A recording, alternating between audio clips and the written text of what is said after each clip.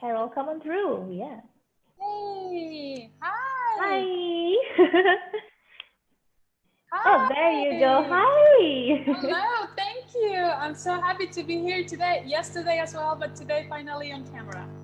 I get to finally see you face to face. I know you were tuning in yesterday. Thank you so much for being so supportive. I hope you took away something from the whole day yesterday. It's been amazing. Amazing speakers, amazing information, amazing learning every day. I mean, yesterday, and I'm so excited about today as well. We are definitely very, very grateful to have you here today on board with us from Singapore E-commerce Fest. I read through your speaker profile and it's very, very impressive. You have three companies under your belt, right? Yeah, well, my story is very long, and to make it short, I have three different brands, and one grew in. I mean, most of them were pretty much incubated in China, but they are registered in the U.S., Hong Kong, and actually two in the U.S. and one in Hong Kong. So now I'm in Singapore, very excited to as well do my best. All right, fantastic. Carol, just to check with you, do you think you could perhaps bring your microphone just slightly closer to your mouth? Let's have a little quick test run because there's a little bit of a feedback I'm getting. I'm not sure if it's from my side or yours.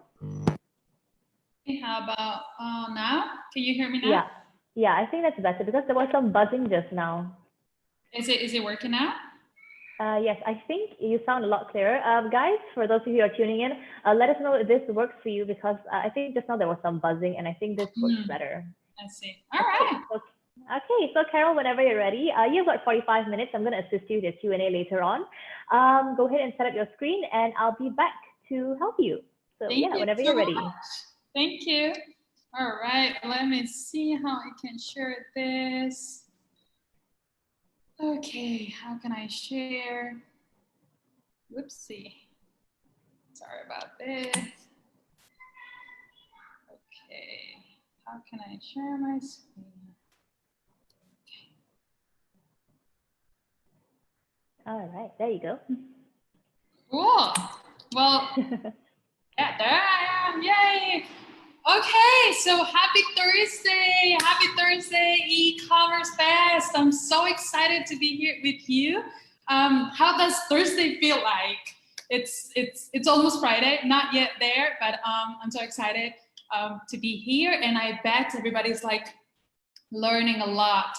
So I wanna make this very interactive. I wanna see your hands up there, although we physically cannot see you, or but raise your hand if you are awake and learning something today. Raise your hand virtually. You can just press the button up there and let us know that you're still there and you're still actually very attentive. Yes, I can see some hands coming up. Yeah, so cool. Isn't it so cool to be able to virtually raise your hands and from the comfort and safe places? I mean, I can imagine during offline events being shy, you may stop yourself from actually going crazy. But here we can raise your hand as much as we feel like, and no one can see us. Isn't it fun? All right, let's get into it. So, whoopsie. Something is going on with my, there you go. So how does a $500 night sound like? I mean, would you like to go to bed at night and wake up in the morning with a notification on your phone from your bank confirming a $500 deposit? Gee, that would be the dream life, huh? Well, let me tell you that during this pandemic and circuit breaker here in Singapore, and myself feeling blue, there were some days I lost hope until that $500 notification on my phone woke me up and brought me back to joy. Yes, it happened to me. So let me tell you a little bit. I opened my US Amazon store 3 years ago. I set my brand, designed products, and trademarked my brand as well. 6 months later, I sent a large shipment to Amazon warehouse in the US. Then since I'm also a B2B branding consultant, I got caught with some clients in the US and forgetting about my e-commerce and even forgetting about promoting. So just when the pandemic reached its peak in the US, I flew back to Singapore with no more clients and all of the business in pause. So it was so sad for me. And until I got this message that my e-commerce actually were making sales. So now my Amazon store sells around $300 to $500 a week. And I feel the online business confirms I was wise 3 years ago when I ventured to invest time and money to build my brand for e-commerce. So, but I will tell you about my story in a little bit. Let me introduce myself first. My name is Carol Zurita. I am the branding lady who has run training and courses around 7 cities in China, like Shanghai, Beijing, Hangzhou, Nanjing, Shenzhen, Guangzhou, Shenyang, and also Hong Kong. So last year, I was also a guest speaker for a great platform for mothers in business here in Singapore. So I've been also doing trainings here in Singapore. I had a couple of trainings back in the US as well. And I am also the published author of 2 books and in 2 different languages, English and Spanish for now. My first book that you can see there on the right side of the screen, it's Get Powerful Now. This book is actually currently being translated into Chinese. So I can give you more updates in a little bit later in the future about that. I have been featured in Chinese magazines, as you can see, and been invited in Chinese corporations to do some trainings about branding and communication as well. So also I have a few online courses about branding and communications for corporations and entrepreneurs. My mission is very clear: help more online businesses and entrepreneurs to go worldwide, not only locally, but worldwide. At last, about myself, what I intend to say is that when I hear about e-commerce, to me, it means selling not only items, but also your expertise and your stories that can change someone else's life. That is what my mission is. And by the way, that reminds me of one of my mentees who happens to be the youngest mentee I've ever had. She is just 8 years old, and she has written a short collection of books for children. And in the books, she tells simple and very entertaining stories about her routine during the quarantine. And it's very inspirational and motivational for other kids and parents. Her online sales are pretty much rocking every day on Amazon mostly. It seems to me that my branding consultation can help anyone and everywhere. So contact me, and so I can help you rock your online sales too. Okay, so these are my online courses that you can find me also on different platforms. And at last, I want to say that e-commerce is the best passive income, and it is great to build from the comfort of your home or wherever you are working from, with a great stream of income. So strongly recommend it. But not every online store works as well as the steady growing ones. The key element is unique brands. And I know a couple of speakers mentioned the same words yesterday about the unique brands.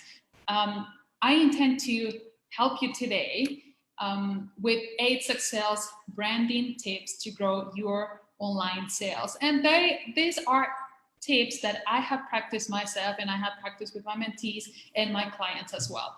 So are you ready? Let's get into it. So the first one is love your products. So this is probably a cliche, you have heard it in different places, but you know, to me, it's like find that thing you are passionate the most. For example, those who love cooking, for example. By the way, I want to see hands. I want to make this interactive. Where can I see your hands? Oh, here we go. I want to see hands. Who is a cooking lover? Who loves cooking? Who spends the weekends or sometimes in holidays cooking? Whatever it is. Yay, I can see some people over there. Wow, so cool. People are attentive and awake. I like this. All right. Okay, so let's say, for example, it's me, right? Let's say, for example, it's me who loves cooking. And when we talk about online businesses, you know, you have to think out of the box. And let's see in this image that you can see over there, let's say it's me, and I'm gonna come up with my secret cookie recipe, and I put it in a recipe book. So I publish a book. I'm selling books about recipes with Carol's secret recipes, right? I can also come up with products like Carol's rice maker, Carol's chopping block, and I can also launch a cooking apron with my brand on top, right? So what I'm saying is, like, from my passion for what I love the most, I'm gonna create a line of products with my brand on top.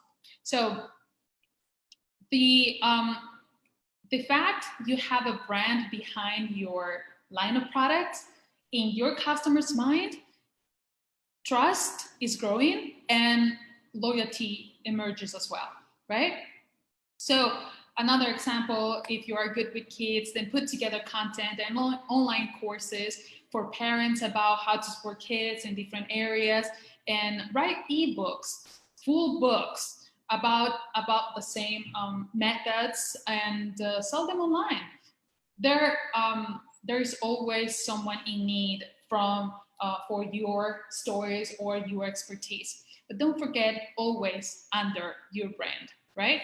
So another example is, for instance, look at Apple. Apple is a huge brand, and I think everybody knows them and everybody loves them everywhere in the world. And the thing is, like, you know, we have Apple, and then they have the line of products, the I line of products, which is iPod. iPod came out for listening to music like 12 years ago or so, and then iPhones, then iTunes, then iPads, iClouds, and the I line, right? So just like the cooking example, let's think in that way as well, doing something that you love the most, right?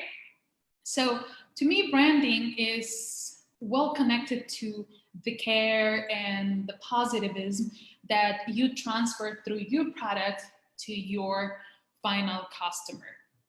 By doing what you love and feeling motivated and positive and engaged is what will keep you sitting down at your computer, building social media, product development, and approaching to your buyers, right?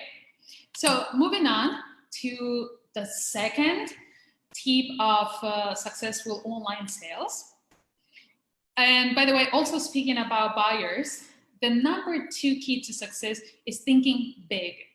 And when I mean think big, I mean think internationally. You may start small and locally, but believe me when I say, in less than 5 years, the online e-commerce will have us buying and selling products and services from any corner worldwide.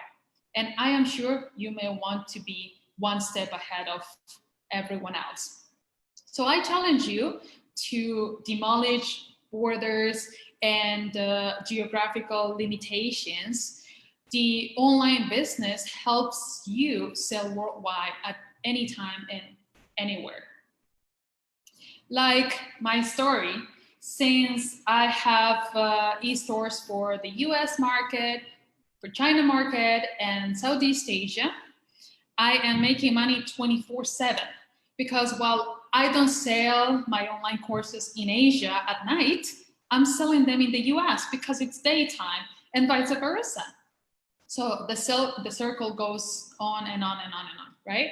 So, and since talking about physical products may also incur into shipping, logistics, and so on, think about services, you know, the services as in, or content, or can be under online courses, classes like virtual classes, or ebooks, as I mentioned, ebooks, books, or any other intellectual property can be delivered like what we're doing right now, you know, through the screen. And it's a really good income of money as well. So like I said, think out of the box and be able to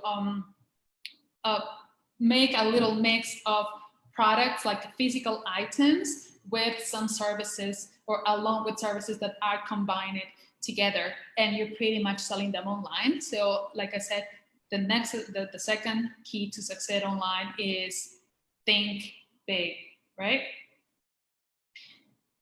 And yeah, so this is my message in here. Feel free to drop your questions. I'm trying to make this more interactive. I'm more than happy to listen to your experiences and see where you are, in what stage of online businesses you are right now, right? So moving on to the third tip to succeed on sales online. And here we go to easy brand names, right? So an existing company shifting from retail to online, or even for B2B companies who are shifting to online, I recommend you coming up with a catchy and self-explanatory name for specific products or services. I mean, regardless of whether you are running a company under an existing brand name, building a few daughter brands for specific groups of audiences, it's easy to make sales because online buyers go online to research specific items to solve spotted problems. So going back to the example that I mentioned before, the Big Apple. So Apple is the big brand or the parent brand, and the daughter brands, let's say they are the iPod, the iPhone, the iCloud, the iTunes, you know, so the whole I line. So what I'm intending to say in here is like, you can think in that way if you're already an existing company, if you have a existing brand name. So when we think about globally, when we think about internationally, you can also break it down into small services and products, combining and creating a brand name for each product, or excuse me, for each daughter brand, right? So it's easy to, for back to the example of Apple, so someone who wants an iPhone, it's not gonna get confused with the iCloud or iTunes. You're gonna right away type iPhone, and we not only, and we immediately say iPhone instead of like Apple iPhone, right? You know what I'm saying? So my intention is to say like, make brands for your daughter brands when you are already an existing company. If you are still an entrepreneur in the startup phase where you are still brainstorming about ideas, my recommendation is to think big again. So think about the projection in the future. So right now you're going to have your parent brand, and then eventually you're going to create some daughter lines that you don't have to launch them right away if you're still, like I said, in the startup phase. But think how you're going to project yourself in the next 5 years or in the next 10 years. So you give yourself some room for improvements. And even when we talk about in terms of protection yourself, when you have a parent brand and then other daughter brands, when one small brand is not working out, it's easy to just remove it without damaging your main brand, then making the whole business all over again. So that's what I'm saying. In terms of branding, you want to be very careful in what you're creating with your parent brand and daughter brands as well, right? So moving on to the next key to success, we have to succeed in online courses, in online sales, we have brand colors. And yesterday, actually, since I was very active yesterday, absorbing as much as I can in terms of learning, in terms of even networking virtually, someone asked how to know when many logos on souvenirs or collateral items, it's too much. So someone was saying like logos are on the plastic bags, logos on the pants, logos on the shirt, logos on the ceiling, on the packaging, and they are all over, right? When to know it's too much? There was a question over there as well yesterday. And a way to avoid the overwhelming logo appearance can be by highlighting colors, right? So use one Pantone that it's pretty much linked with your brand and use it on social media, post, background, or packaging for your product, right? So the benefits of having a brand colors are, number one, easy association. It means as soon as you see this blue that you can see there on my screen, as soon as you see this blue, you know it's Tiffany and Company, right? So the number two benefit of highlighting colors on your brand is the emotional attachment. You may have noticed my brand color a while ago, right? So let's see who caught it. Let's see who's still attentive. Let's see, I wanna see. Type in the comments, what do you think it's my brand color? Type in the comments. Where are my comments? I wanna see them. Yay! Thank you. You're right, it's actually green. It's actually green. So yay, more people are I'm so excited because it seems that people are listening. People are actually interacting. I like that. I was the whole day yesterday online and also dropping my questions, my comments, and raising my hand as well. So it was a lot of fun. So correct. Yes, my color is green. And since I love green very, very much, my always favorite coffee is Starbucks. And a quick story here. During the time I lived in China, and every morning on my way to work, I would look for a Western breakfast. And as soon as I spotted the green umbrella, a shot of dopamine, the hormone of happiness, was released all over me. And I just love Starbucks, not only because of the great coffee, the experience and service, but the brand color. So this is what I'm intending to say is like, find that color that represents your brand and create this emotional attachment with your customers, right? So the number 3 point is, see, for customers, a constancy in colors that represents brands would unconsciously be perceived as a premium brand. See, the human brain is naturally meant to like and dislike things in the environment, right? And the constancy of colors will guarantee you as a business owner a long-term loyalty and preferences over other competitors, right? So like, and I have another example talking about the Apple brand again. So I read in this book by Simon Sinek, very well recommended, by the way, Start With Why. And the author explains the behavior of people using laptops in airports. Mac or Apple users are so proud of sitting down and open their computers to work while they wait for their flights. And whereas you barely see other brand computers open with people working on them. Why is that? I don't think it's because no one buys other brands. It is because you are emotionally attached to the silver Mac, right? Or the Mac color. And this is partially what makes different, which is the point number 4, the benefit of the colors differentiation. And I did say partially because in the case of Apple, it's not just this key what makes them successful. They have invested tons of money in branding to become the premium brand and experience for their customers. So keep that in mind in terms of colors. So you can have colors instead of having logos all over. So and you can actually create subconscious preferences and subconscious fans in people by speaking their colors.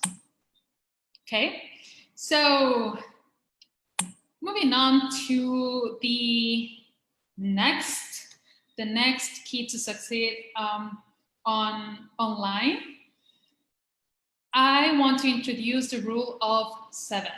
Not really sure how familiar you are with this. Some people, they may know it, some other people, they may not know it about it. So if you know, just drop your comments there. I'm so excited to hear from you. Drop your comments in there. So what do you know about the rule of 7?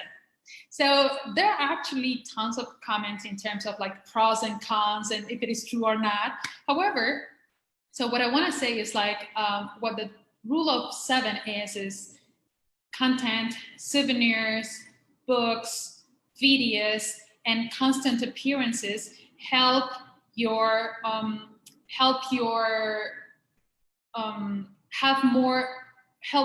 brand and your store have more eyeballs on you.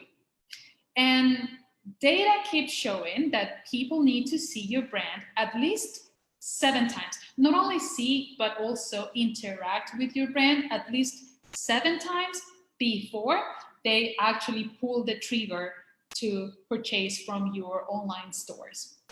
So what I mean to say is consistency in using your colors and taglines that represent your brand eventually become the perception of trust and familiarity in your customers. It means that you help yourself and your buyers to shift from the emotional state, the initial emotional state when a new customer goes online and is looking for a specific product, and you see tons of sellers selling the same product, and you have this emotion of this state of risking to try on a random brand, and then you shift this to the excitement of knowing what the customer is looking for. What I mean to say is like instead of like typing on Google back to the mobile phones, instead of like I want to buy a mobile phone, you know what it's exactly what you want. You want an iPhone, so you're gonna type iPhone. This is what I mean to say. Like instead of like I just want to have a cooking class, I know who I want to learn from. So I'm going to go to Carol's cooking classes. So this is what I mean to say that it's important that people actually can see you 7 times and they remember you, they feel familiar with your brand, and they just type your name right away. And then is when we eliminate the whole time of we make the sales funnel faster and direct, right? So this is what I mean with the rule of 7. And there are some, here I mentioned some of the tactics following the rule of 7 that you can actually work with for your online store, right? So I have to say that paid ads surely will help you reach much more and faster, since I have trained hundreds of business people. Most of them are still reluctant to invest on online marketing. Therefore, most of my tactics and recommendations are meant to be either at a lower cost or non-cost. So who likes that? Who likes to have major impact on your sales without actually investing too much? Isn't it so awesome? So yeah, this is exactly what I actually do, because I have worked with different clients, and even B2B clients. They are the ones who actually care about their budget the most. So they are very reluctant into investing on social media. The new generation of buyers, they know what it is, but the previous generation, they are still in the shifting, and they are always concerned about how much it's going to cost me. No, it is too much. I'm not going to go for that. But so that's why since then, my 10 years of experience with different type of clients and different types of mentees have taught me to actually find resources that are, like I said, at a lower cost or no cost at all with major impacts. So who would like me to help you with that? Say I, type in there, and then I'm so happy to reach out to you and be able to help you. Okay, so moving on to the next one. Another tip that is very important, and another speaker was mentioning this yesterday as well. So that is the hosting names and or the keywords. So having a clear name on your website, on your social media, or the SEO, like keywords in Google for B2B mostly, you have to be very clear. And if you are B2B, having a serious and much more professional portfolio exposed online, your website, mostly your website name, becomes the first impression for potential clients. You may not want people to curving their eyebrows trying to figure out your website and brands. In B2B, customers usually research much more about your brand and your products before deciding to approach to you through an email or a call or a private message. So be smart and correct your sites, the domain, and social media names that you're using as well. For, you know, you can still correct them on time. So I see someone is coming up with some questions. Let me see what, let me see. Okay. Whoops, something is going on. It seems that it got paused from my side. Okay, so I'm gonna go back to your questions in a little bit. So here are my recommendations about your names and your domain. So number one, make it pronounceable. So number two is keep it short, but not too short. Make it instantly intuitive. So make it fast to understand, and use keywords sensibly. For myself, I really encourage my clients and partners and potential leads as well, potential clients, to learn more about me and my work on my websites, which are very easy to find, carolzurita.com, or my company, strategybranding.com. And even my social media, it's very easy to find. It's like just Carol Zurita for Facebook, Instagram, or even Twitter. It's just Carol Zurita. I might have make a little variations, but it's very easy to find me.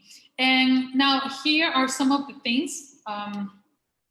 Well, I just, here on my screen somehow it's paused, but you can see my screen. Those are the recommendations that that I have for you to follow. And actually, speaking of, this is another little story in my business. So speaking about using keywords sensibly, I remember when I was coming up with my first online store, and it is a pet product, actually. It's a pet product, and the brand is for dogs. I was at the moment of thinking of a brand. What am I going to, how am I going to call my brand? And I was like kind of brainstorming different brands. And since my my product is for dogs, I would be like, okay, so what do dogs do? You know, so how can I actually connect my brand with dogs? So dogs usually wag their tails, they lick their owners' faces, and so on. So I was researching as well, making sure that I'm not taking someone else's brands. And there are some brands called Wagging or Tails or Happy Tails and so on. So then I decided, okay, so that's licks, because dogs lick your face, right? So, and originally it was like licks. And then I felt like it's kind of too short. So I'm gonna call it Mr. Licks. And I've been testing and testing, and I realized that it may sound, in some context, it may sound a little creepy actually. So I decided to add the word Mr. Lick's pets. So making that clarification, it's right away make you think that it's about dogs, pretty much about dogs, because my brand is not for cats, it's not for other pets, it's specifically for dogs. So it's pretty much telling you what it is about, and making that pet word at the end save my brand, because it would have been, you know, an object of fun and jokes and stuff. So that is what I mean to say, like, choose your word sensibly when you are looking for your website domain or social media and even brands, right? Okay. Oh, moving on. So we are moving on to the 7th tip to succeed online.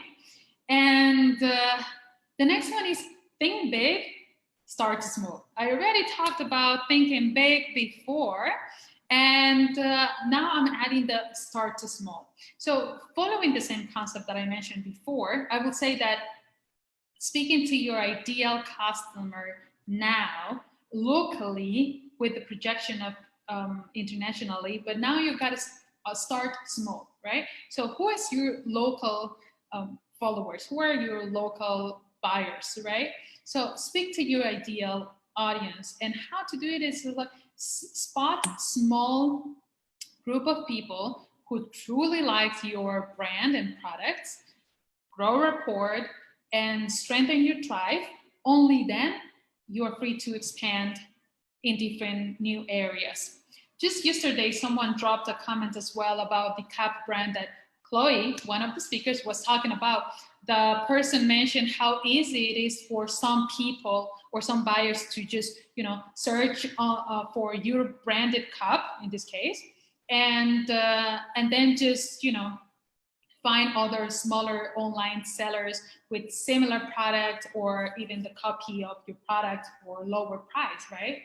And the final result is killing the branded copy business.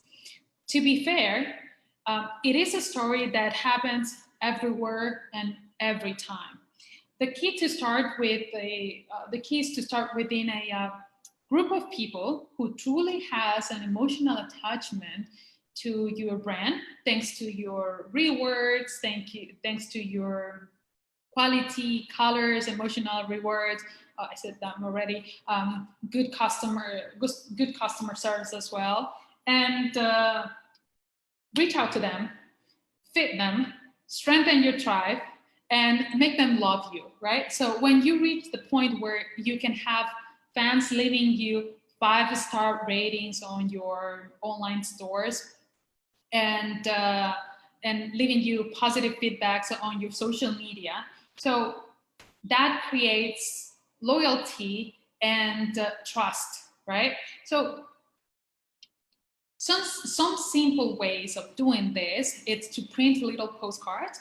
I am showing you on my screen, little postcards saying thank you for buying with us, and not only that, but also leaving a little extra gift. So in this picture, you can see this person, John Socks. He is selling socks, which is just like any other product. There's nothing special about the socks, but the fact that he has a name, which is John's Socks, plus every single buyer at the moment of opening their boxes, they will find John's note saying like, thank you for buying, and here's a little candy for you. So another tip in there, besides leaving you nice, sweet notes to your customers, it's adding an extra item that creates the sense of, for the customer, for the buyer, it's like, I paid for an item and I'm getting 2 things, or I'm getting 3 things. So you create the sense of like, this is actually rewarding, it's actually valuable, I'm paying for what I wanted to receive, which is your love, your care, and attention, right? So By the way, this is another key case study. John Socks. He is a special kid with mental special skills, and he made himself millionaire. And here you have a picture. You can actually find it on Facebook. The whole interview, there is a boy with his father, and NASDAQ happened to interview them because they made pretty much millions in sales selling socks with the brand and with a little note coming from John. So that's what the customer wants to see. That's what the customer wants to feel. Since we don't have the physical face-to-face selling buyer and salesperson connection like it has been for older generations, and now we're shifting to the online era where we barely see people and people don't see our product, helping the customer feeling this excitement, this joy of the moment of receiving the product. And not only that, but naturally when we are excited, we happen to take a selfie and share it on social media. So imagine how many people actually shared on social media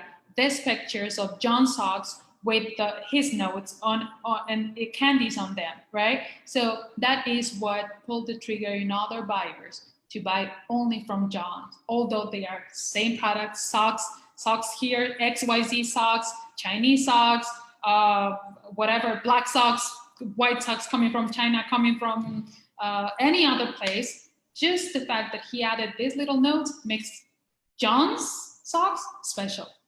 That's what I'm talking about. And this is what brand does, right? Now, moving on to the last key of success for online sales. It's a little bit linked with the previous one, and customers care. It's about customer care and approach. So before we dig into this last branding key, I want to see who is a true, boba tea milk lover. So I was working with this brand here in Singapore as well, and I happened to learn more about the boba tea milk, milk tea. Sorry about that, milk tea. Living in China, I sort of learned how to say that in Chinese, but I never really said it in English. So to me, it's like an eye-opening of what it is, and it's actually very yummy. So who is fan of a boba tea milk in here? Milk tea. What am I saying wrong? Milk tea in here. Who loves that? Like the pearl milk tea with, you know what I'm talking about. So who is a lover of that in here? Yes, I can see some people there. This is so excited. I really, really like that we are actually very, very active. So for those lovers, for the boba milk tea lover, here's what I have to say. So for instance, as a matter of fact, who is having a purp milk tea during not only for feeling thirsty or just craving for something sweet or something. It's about fashion. It's about being part of a tribe, being part of a group of people, right? This is what it is in most of the new generation of milk tea buyers specifically.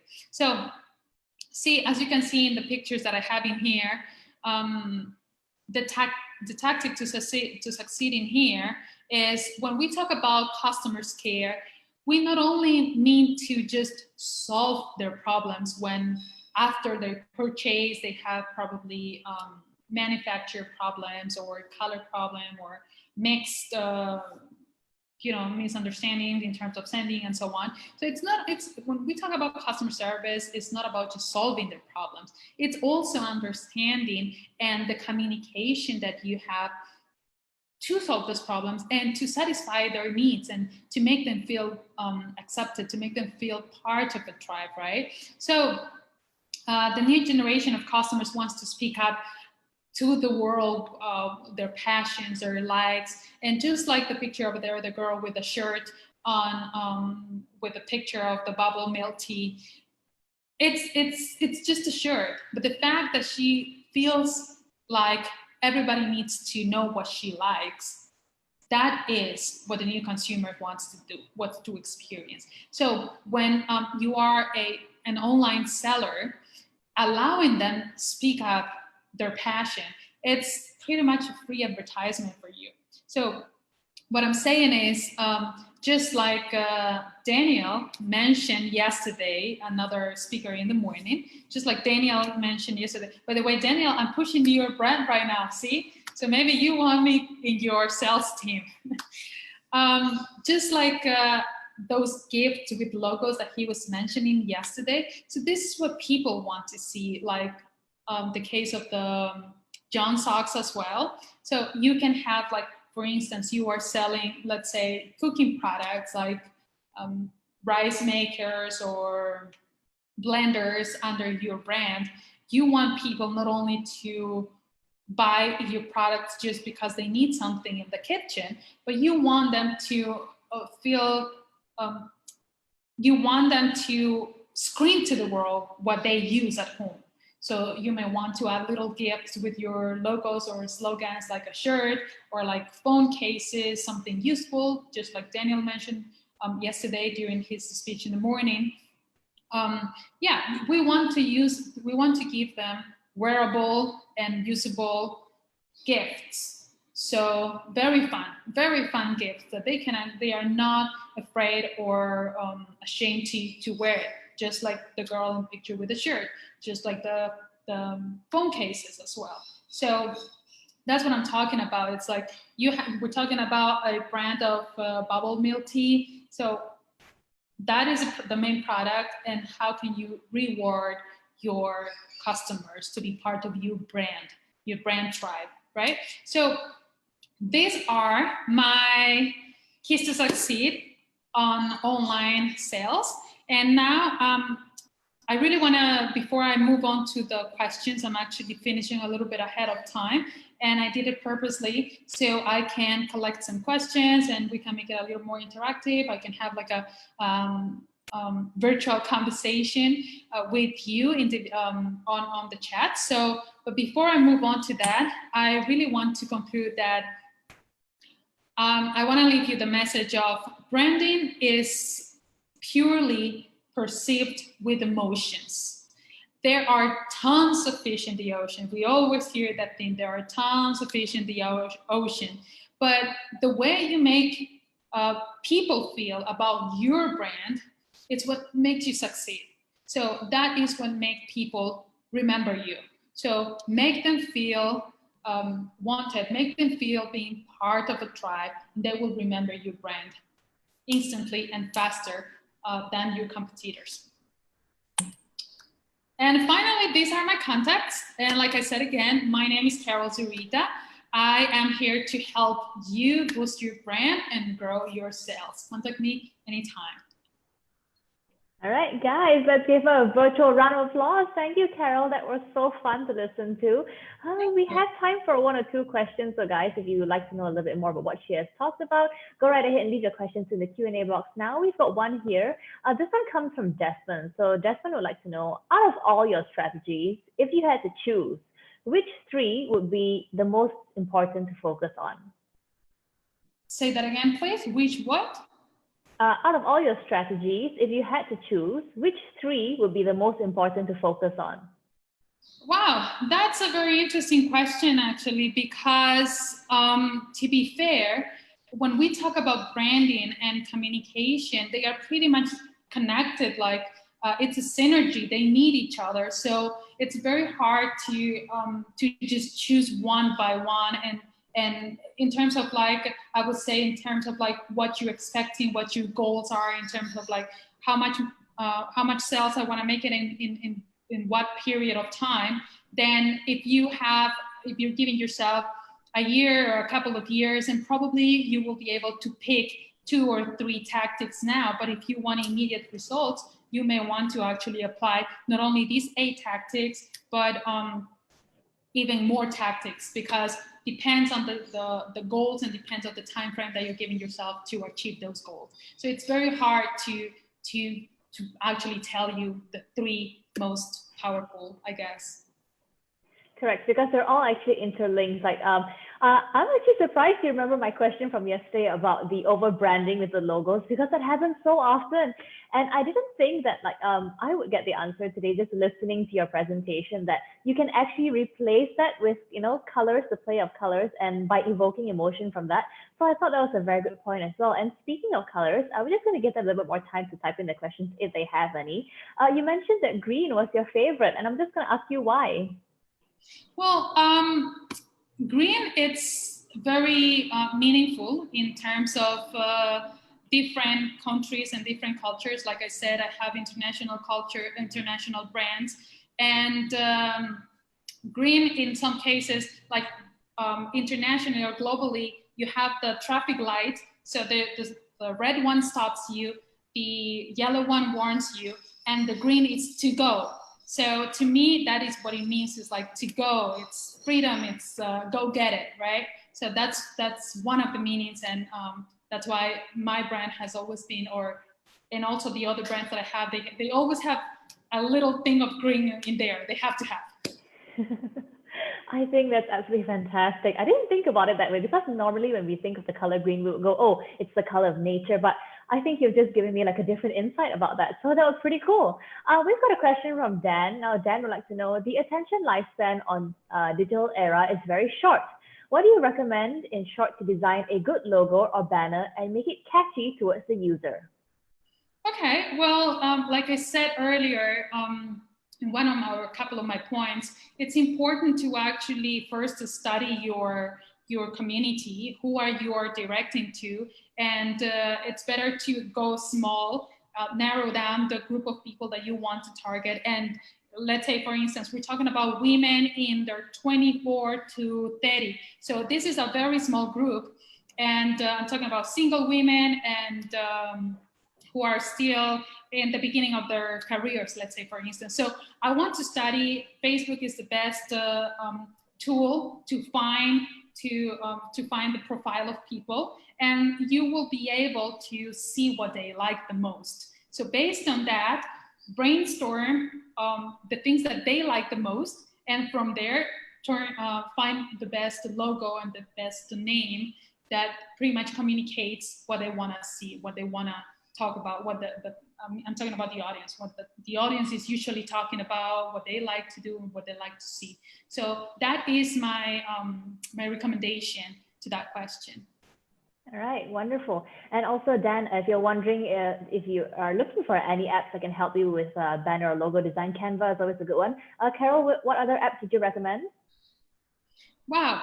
Well, in terms of logos, if you are not a designer, if you're not a creative person, I guess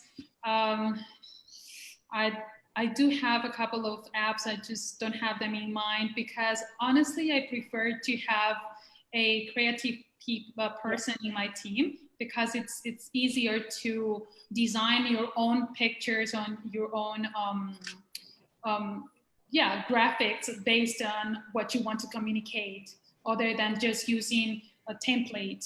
So I would strongly recommend have an artist or a creative person on your team to help you with that. You can have a freelancer as well, so you don't have to have a full-time person next to you. Absolutely. And I think that way it's also, if you're not artistically inclined, I think it makes things easier as well if you're going to change them. Also, you'll be having to struggle, in terms of creativity or placement, colors. And I think someone who does this professionally would know how to help you. So I think it's very good advice as well.